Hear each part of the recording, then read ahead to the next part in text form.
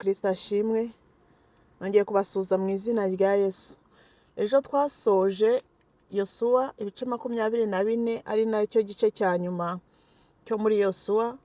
Dusoza twumvisha uko Yosuwa yari amaze kurahiza Abisiraheli niba bazakorera Imana rurema, ari nayo Mana uyu munsi turimo kuvugaho, ari nayo Mana twiringira, cyangwa se niba bazakorera imana zabo z'ibigirwamana.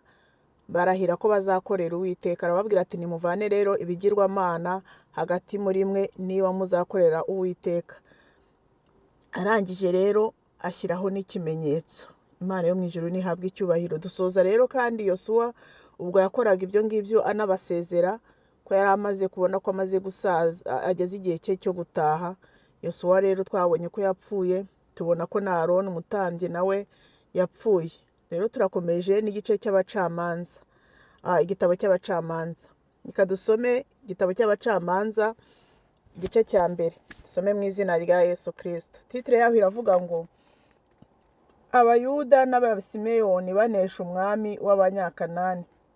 Yosuwa amaze gupfa, Abisiraheli babaza Uwiteka bati muri twe ninde uzabanza gutera Abanyakanani kubarwanya?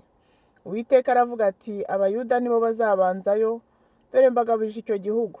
Nuko Abayuda babwira Abasimeyoni bene wabo bati nimuze tujyane mu mugabane wacu turwane n'Abanyakanani, natwe tuzabatabara mu wanyu mugabane. Nuko Abasimeyoni bajyana nabo, Abayuda barazamuka. Uwiteka atanga Abanyakanani n'Abaferizi arababagabiza. Bicira i Bezeki ingabo zabo inzovu imwe. Basanga Adoni-Bezeki i Bezeki, baramurwanya, banesha Abanyakanani n'Abaferizi. Ariko Adoni-Bezeki arahunga, baramukurikira, baramufata, bamuca ibikumwe n'amano manini. Adoni-Bezeki aravuga ati abami 70 baciwe ibikumwe n'amano manini, bajyaga batoragura ibyo kurya munsi y'ameza yanjye. Uko nabagize niko Uwiteka anyituye. Nuko bamuzana i Yerusalemu agwayo. Kalebu ahindura ibihugu yahawe. Maze Abayuda batera i Yerusalemu barahatsinda, baharimbuza inkota, batwika uwo mudugudu. Maze Abayuda baramanuka batera Abanyakanani bo mu gihugu cy'imisozi miremire n'ab'ikusi nabo mu bibaya, kandi barongera batera Abanyakanani bari batuye i Heburoni. Kera i Heburoni hitwaga Ikiriyataruba.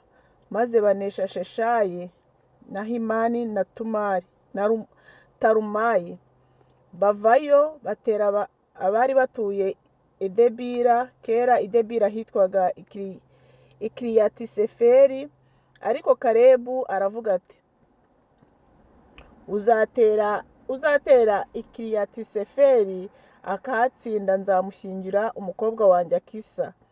Bukeye Otiniyeli mwene Kenazi murumuna wa Kalebu arahatsinda, nuko ashyingirwa wa mukobwa. Maze uwo mukobwa yegera umugabo we, aramuhendahenda ngo asabe se igikingi.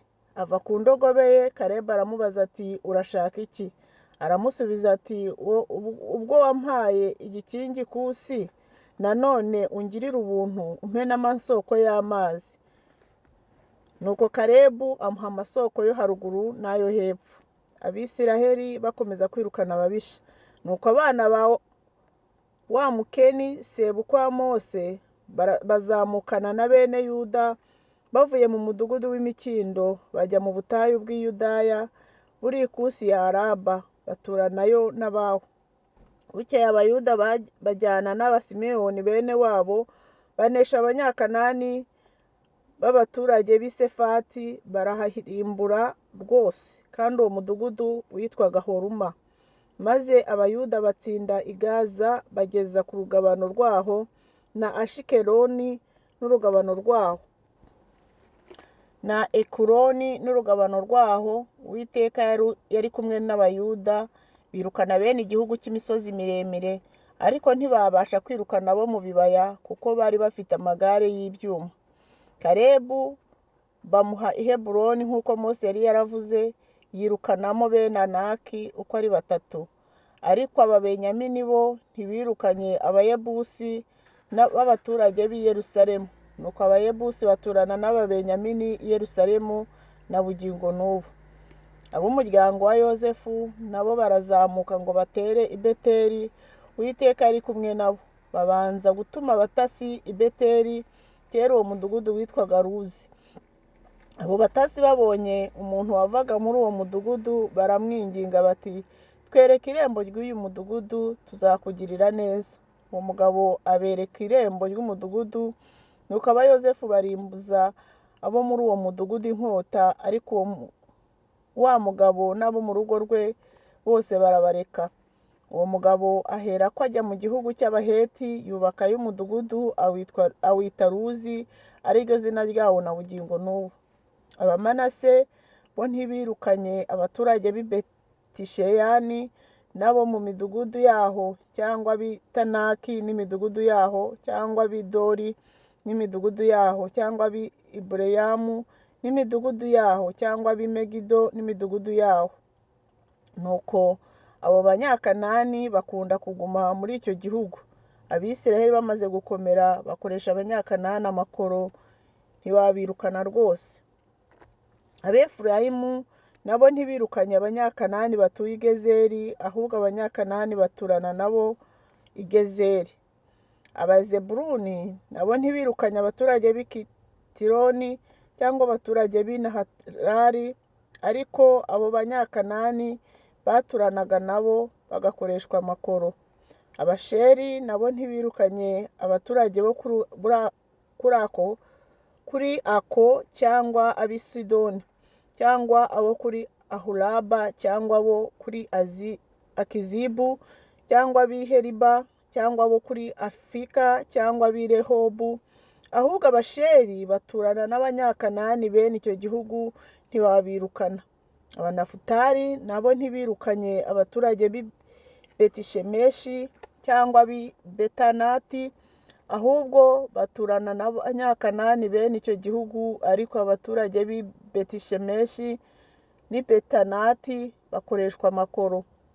Abamori baherereza Abadani mu gihugu cy'imisozi miremire, ntibabakundira kumanuka mu kibaya. Kandi Abamori bashakaga gutura ku musozi wa Heresi muri Ayaloni n'i Sharubimu, ariko bene Yozefu babarushije amaboko babakoresha amakoro. Nuko urugabano rw'Abamori rwaheraga ahaterera hajya muri Akurabimu ku rutare rukagera mu mpinga. Igice cya kabiri, titire yaho iravuga ngo marayika w'Uwiteka ahanira abantu i Bokimu. Hanyuma marayika w'Uwiteka ava i Gilugali ajya i Bokimu, arababwira ati, nabavanye muri Egiputa mbazana mu gihugu nasezeranije ba sogokuruza, nkababwira nti ntabwo nzaca ku isezerano nabasezeranije. Namwe ntimugasezerane na bene icyo gihugu, ahubwo muzasenye ibicaniro byabo. Ariko ntimwanyumviye. Ni iki cyatumye mukora mutyo? Nanjye nicyo gituma mvuga nti sinzabirukana imbere yanyu, ahubwo bazababera nk'amahwa ahanda mu mbavu, kandi imana zabo zizababera umutego. Marayika w'Uwiteka amaze kubwira Abisiraheli bose ayo magambo, abantu batera hejuru n'amajwi arenga bararira. Aho hantu bahita i Bokimu, batambirirayo Uwiteka ibitambo. Gupfa kwabo mu gihe cya Yosuwa. Nuko Yosuwa arangije gusezerera Abisiraheli baragenda, umuntu wese ajya muri gakondo ye kuyihindura. Yosuwa akiriho, Abisiraheli bakoreraga Uwiteka no mu gihe cyose cy'abakuru basigaye Yosuwa amaze gupfa. Abo nibo bari bazi neza imirimo yose Uwiteka yakoreye Abisiraheli. Nuko Yosuwa mwene Nuni umugaragu w'Uwiteka apfa amaze imyaka 110. Bamuhamba mu rugabano rwa gakondo ye Itimunatiheresi mu gihugu cy'imisozi miremire ya Efurayimu. mu ruhande rw'ikasikasi rw'umusozi witwa Gashi. Hanyuma ab'icyo gihe bose nabo barapfa basanga ba sekuruza. Abo bakurikirwa n'ab'ikindi gihe bakura batazi Imana, habe no kumenya imirimo yakoreraga Abisiraheli. Abisiraheli batandukana n'Imana irabahana. Nuko Abisiraheli bakora ibyangwa n'Uwiteka, bakorera Bali, bimura Uwiteka Imana ya ba sekuruza yabakuye mu gihugu cya Egiputa, bakurikira izindi mana z'abanyamahanga babakikije, bakazipfukamira, barakaza Uwiteka. Nuko bimura Uwiteka bakorera Bali na Ashitaroti, maze umujinya w'Uwiteka ukongera Abisiraheli, abagabiza abanyazi kubanyaga, kandi abahana mu babisha babo babakikije, bituma batakibasha guhagarara imbere y'ababisha babo. Aho bajyaga hose Uwiteka yabatezaga ibyago nk'uko yababwiye, akabarahira, bariheba cyane. Maze Uwiteka ahagurutsa abacamanza babakiza amaboko y'ababanyagaga, ariko banga kumvira abacamanza babo, ahubwo bararikira izindi mana, barazipfukamira, bakayoba vuba. Bavuye mu ngeso ba sekuruza bagendanaga, bumvira amategeko y'Uwiteka, ariko bo ntibagenjeje batyo. Ariko uko Uwiteka yabahaga abacamanza, yagumanaga n'umucamanza wese, akabakiza amaboko y'ababisha babo mu gihe cy'uwo mucamanza cyose. Kuko Uwiteka iyo yumvaga iminiho yabo bayitewe n'ababarenganya babahata, yabagiriraga impuhwe. Ariko kandi iyo umucamanza yamaraga gupfa, basubiraga inyuma bakarusha ba sekuruza kwiyonona, bagakurikira izindi mana, bakazikorera, bakazipfukamira. Ntabwo baroreraga imirimo yabo mibi, ahubwo bakinangira imitima. Nuko umujinya w'Uwiteka ukongera Abisiraheli, akavuga ati, ubu bwoko bwishe isezerano ryanjye nasezeranye na ba sekuruza, bwanga kumvira. Nanjye sinzongera kwirukana imbere yabo irindi shyanga ryose mu yasigaye Yosuwa amaze gupfa, kugira ngo Abisiraheli mbageragereshe ayo mahanga, ndebe ko bakomeza kugendera mu nzira z'Uwiteka nk'uko ba sekuruza bazigenderagamo, cyangwa ko bakwanga. Nicyo cyatumye Uwiteka asigaza ayo mahanga ntayirukane vuba, kandi ntayagabize Yosuwa. Igice cya gatatu. Titire yaho iravuga ngo Abisiraheli batangira kwiyanduza mu yandi mahanga. Ayo mahanga niyo Uwiteka yari yarerekeye kugira ngo abageragereshe Abisiraheli, cyane cyane abatamenye intambara zose z'i Kanani, kugira ngo ab'ibihe by'Abisiraheli byose bamenyerezwe intambara, kuko muri bo harimo abari batazi uburyo bwazo.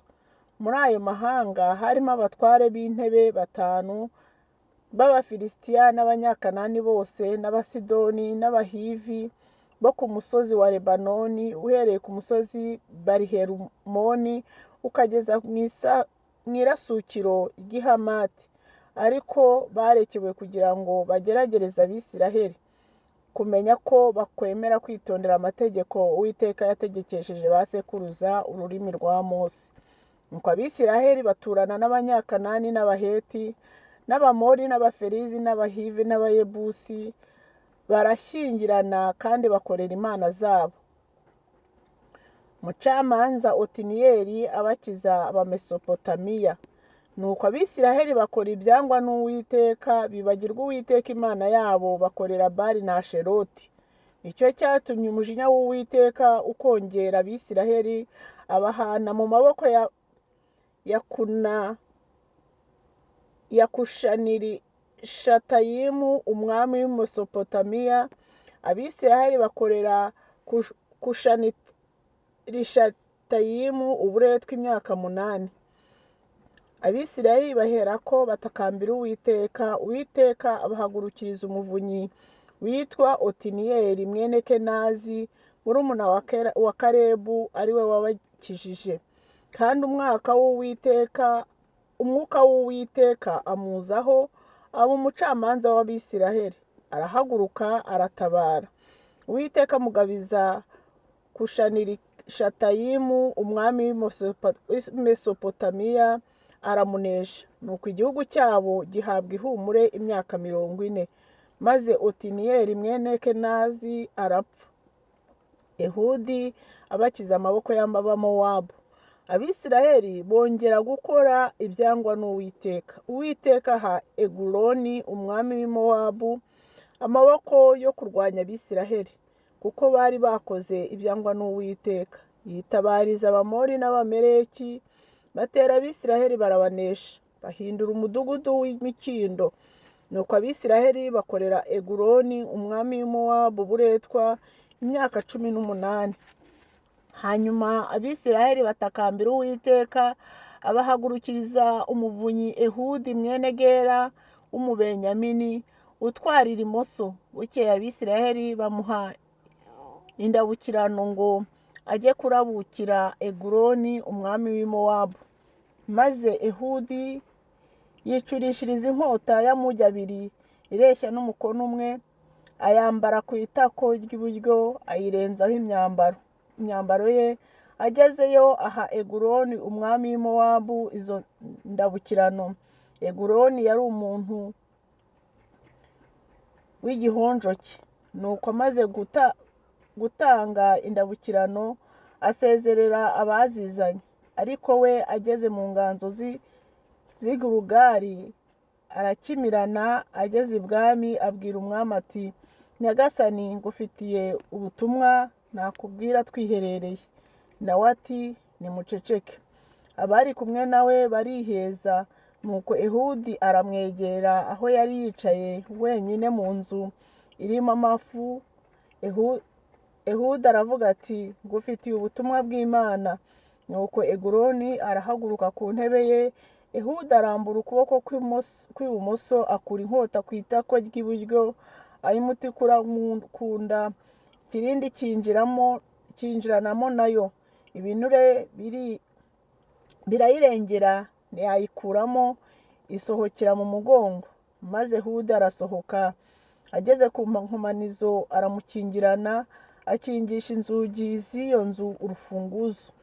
Amaze gusohoka, abagaragu b'umwami baraza, basanga inzugi z'iyo nzu zikinze. Barabazanya bati, mbese aho ntiyagiye ku nama mu nzu irimo amafu? Bageza ubwo bakozwe n'isoni adakinguye, bararambirwa. Nuko benda urufunguzo barakingura, basanga umwami wabo arambaraye hasi ari intumbi. Ariko bagitegereje, Ehudi arahunga anyura muri za nganzo arabakira, ajya i Seyira. Ageze mu gihugu cy'imisozi miremire ya Efurayimu, avuza ikondera. Abisiraheli bamanukana nawe, baza mu misozi yabo abarangaje imbere. Arababwira ati, nimunkurikire, kuko Uwiteka abagabije ababisha banyu b'i Mowabu. Nuko bamanukana nawe bakinga ibyambu bya Yorodani hateganye n'i Mowabu. Ntibakundira umuntu wese kwambuka. Muri iryo rwana bica abantu inzovu imwe b'Abamowabu, abakomeye bose b'intwari, nta muntu n'umwe warokotse. Nuko uwo munsi Abamowabu baneshwa n'Abisiraheli, igihugu gihabwa ihumure imyaka 80.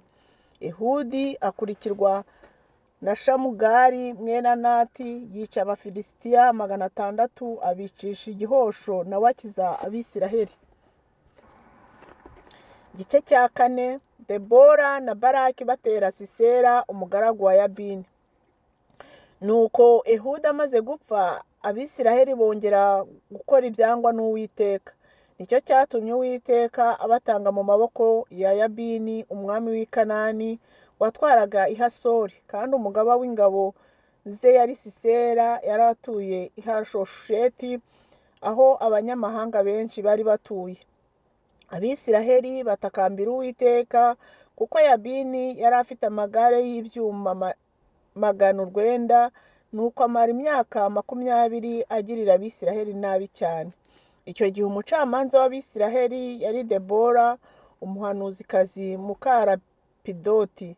Yari atuye munsi y'igiti cy'umukindo wa Debora, hagati y'Irama n'i Beteli, mu gihugu cy'imisozi miremire ya Efurayimu. abisiraheli bose bajyaga bamusanga ngo abacire imanza. Nuko atumira Baraki mwene Abinowamu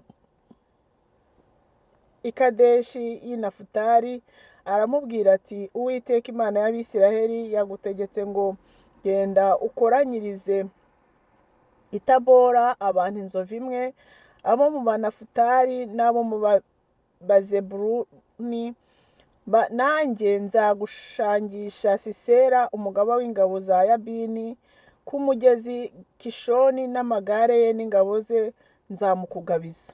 Baraki aramusubiza ati nuko nitujyana nzagenda, ariko nutagenda nanjye sinzagenda. Aramusubiza ati ni ukuri tuzajyana, ariko rero nta cyubahiro uzabona muri iryo tabara uzatabara, kuko Uwiteka agiye gutanga Sisera ngo aneshwe n'umugore. Debora aherako ahagurukana na Baraki bajya i Kedeshi. Bukeye Baraki akoranyiriza Abazebuluni n'Abanafutali i Kedeshi, bateranya abantu inzovu imwe bajyana nawe, na Debora nawe barajyana. Ariko Heberi w'Umukeni yari yitandukanije n'Abakeni, nibo bene Hobabu sebukwe wa Mose. Yari ashinze ihema rye munsi y'igiti cy'umwera i Sananimu hateganye n'i Kedeshi. Nuko Sisera amenya yuko Baraki mwene Abinowamu azamutse agiye ku musozi w'i Tabora. Maze Sisera ateranya amagare ye yose y'ibyuma 900 n'ingabo zose zari kumwe nawe, bava i Harosheti h'abanyamahanga bajya ku mugezi Kishoni. Debora abwira Baraki ati haguruka, kuko uyu munsi ari wo Uwiteka akugabirijeho Sisera. Mbese Uwiteka si we ukugiye imbere? Nuko Baraki aramanuka n'ingabo ze uko ari inzovu imwe, bava ku musozi w'i Tabora abarangaje imbere. Uwiteka atatanyiriza imbere ya Baraki Sisera n'amagare ye yose n'ingabo ze zose, abaneshesha inkota. Sisera ahubuka mu igare rye arahunga agenza ibirenge. Baraki aherako akurikira ayo magare n'ingabo ze, abageza i Harosheti h'abanyamahanga. Ingabo za Sisera zose zishirira ku nkota, ntiharokoka umuntu n'umwe. Ariko Sisera arahunga agenza ibirenge, agera ku ihema rya Yayeli muka Heberi w'Umukeni, kuko Yabini umwami w'i Hasori n'umuryango wa Heberi Umukeni bari bafitanye amahoro. Yayeli arasohoka asanganira Sisera, aramubwira ati gana hano mutware, winjire iwanjye ntutinye. Nuko arahindukira yinjira mu ihema rye, amworosa uburingiti. Sisera aramubwira ati ndakwinginze mputuzi two kunywa, kuko nguye umwuma. Yayeli apfundura icyansi cy'amata arayamuhereza, aranywa, maze aramworosa. Sisera aramubwira ati wihagararire mu muryango w'ihema, nihagira umuntu uza akakubaza ati mbese hari umuntu ugeze aha, umusubize uti reka da. Yayeli muka Heberi yenda urubambo rw'ihema n'inyundo, aza yomboka amukubita urubambo muri nyiramivumbi, rutunguka hasi, kuko yari mu iroro ryinshi arushye cyane. Nuko araca. Ariko Baraki yari agikurikiranye Sisera. Yayeli arasohoka aramusanganira, aramubwira ati ngwino nkwereke uwo ushaka. Binjirana iwe, asanga Sisera agaramye yapfuye, urubambo rukimuraramyemo.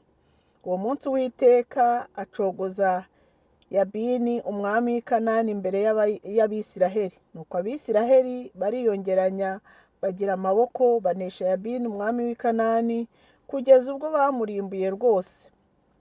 Imana ishimwe. Igice cya 5, indirimbo ya Debora. Uwo munsi Debora na Baraki mwene Abinowamu bararirimba bati abagaba barangaje imbere y'Abisiraheli, kandi abantu bitanze babikunze, nimubishimire Uwiteka. Nimumve mwa bami mwe, mutege amatwi namwe batware, ngiye kuririmbira Uwiteka. ndaririmba ishimwe ry'Uwiteka Imana ya Isiraheli. Uwiteka ubwo wavaga i Seyiri ugaturuka mu gihugu cya Edomu, isi yahinze umushyitsi, ijuru rirareta, n'ibicu bitonyanga amazi. Imisozi itengagurikira imbere y'Uwiteka, na Sinayi nayo imbere y'Uwiteka Imana ya Isiraheli. Mu gihe cya Shamugari mwene Anati no mu gihe cya Yayeli ibihogere byarimo ubusa, abagenzi bagendaga basesera mu tuyira tw'uruboko. Abatware b'Abisiraheli bari baracitse intege, kugeza ubwo njyewe Debora nahagurutse, mpaguruka ndi umubyeyi w'Abisiraheli. Bishakira imana nshya, intambara ziherako zugariza amarembo yabo. Nta ngabo habe n'icumu byari bikiboneka mu ngabo inzovu enye z'Abisiraheli. Umutima wanjye wishimira abatware b'Abisiraheli, wishimire n'abantu bitanze babikunze. Nimuhimbaze Uwiteka. Mwabahetswe n'indogobe z'imyeru mwe, namwe abicariye ibisuna byiza cyane, namwe abagenzi uko mugenda mu nzira nimuririmbe. Kure y'induru z'abarasana, aho bavoma amazi, aba ariho bazajya bavugira ibyo gukiranuka by'Uwiteka, ibyo gukiranuka ko ku ngoma ye muri Isiraheli, kuko abantu b'Uwiteka bamanukana amahoro mu marembo. Kanguka kanguka Debora, kanguka kanguka himba indirimbo. Haguruka Baraki mwene Abinowamu, ujyana abanyagano abari bakujyanye uri imbohe. Abasigaye mu banyacyubahiro n'abo muri rubanda baramanuka. Uwiteka amanurwa no kuntabara abakomeye. Abefurayimu bari bashinze imizi muri Amaleki baraza, bakurikirwa n'ingabo z'Ababenyamini hagati muri bo. Mu Bamakiri habonekamo abagaba, kandi mu Bazebuloni havamo abajyana inkoni y'umutware w'ingabo. Abatware b'intebe ba Isakari bari kumwe na Debora. Abandi ba Isakari bakurikira Baraki, birukira mu gikombe bamusibaniraho. Ku migezi ya Rubeni bahagira inama zikomeye. Icyakwicaje mu mikumbi y'intama, gupfa kumva imyirongi y'abungeri n'iki? Ku migezi ya Rubeni niho biburanyirije cyane, n'Abanyagaleyadi bigumiye hakurya ya Yorodani. Ni iki cyatumye Abadani basigara ku mato? Abasheri nabo biyicariye mu mwaro, bigumira mu bigobe by'inyanja. Abazebuluni n'abantu bahaze amagara yabo ntibatinye gupfa. N'Abanafutali nuko bitanze mu rugamba rubahanamiye. Abami baraza bararwana. Abami b'i Kanani barwanira i Tanaki ku migezi y'i Megido, ariko nta kintu cy'urwunguko babonye. Ijuru riratabara, inyenyeri mu ngendo zazo zirwana na Sisera. Umugezi Kishoni urabatembana rwose, wa mugezi wa kera witwaga Kishoni, wa bugingo bwanjye we wasiribanze abakomeye. Nuko amafarashi atabaguza yambuka, asimbuka n'imbaraga ahama. Nimuvume Merozi, niko marayika w'Uwiteka yavuze. Muvume abaturage baho cyane, kuko batatabaye Uwiteka. Ntibatabaranye n'Uwiteka kurwanya abakomeye. Yayeli ahabwa umugisha kurusha abandi bagore. Yayeli uwo niwe muka Heberi w'Umukeni, kuruta abandi bagore baba mu mahema. Yamusabye amazi amuha amata, amuzanira ikivuguto mu njome ya gipfura. Arambura ukuboko asingira urubambo, arambura n'ukw'iburyo asingira inyundo y'abakozi. Arukubita Sisera, arushimangira mu mutwe, rutobora muri Nyiramuvumbi. Aripfunya yikubita hasi agaramye, nuko amugwa ku birenge. Aho yaguye niho yapfiriye. Nyina wa Sisera ahanga amaso mu idirishya arira, ati niki cyatumye igare rye ritinda kuza? Inziga z'amagare ye zitindishijwe n'iki? abanyabwenge bo mu baja be b'icyubahiro baramusubiza bati nk'uko nawe yibwiraga, bati ahari babonye iminyago niyo bakigabana, umugabo wese aragabana umukobwa cyangwa abakobwa babiri. Sisera aragabana umunyago w'imyenda y'amabara, imyenda y'amabara idarajwe amabara impande zombi yo kukwambika mu ijosi. Uwiteka ababisha bawe barakarimbuka batyo, ariko abagukunda babe nk'izuba rirashe ritangaje.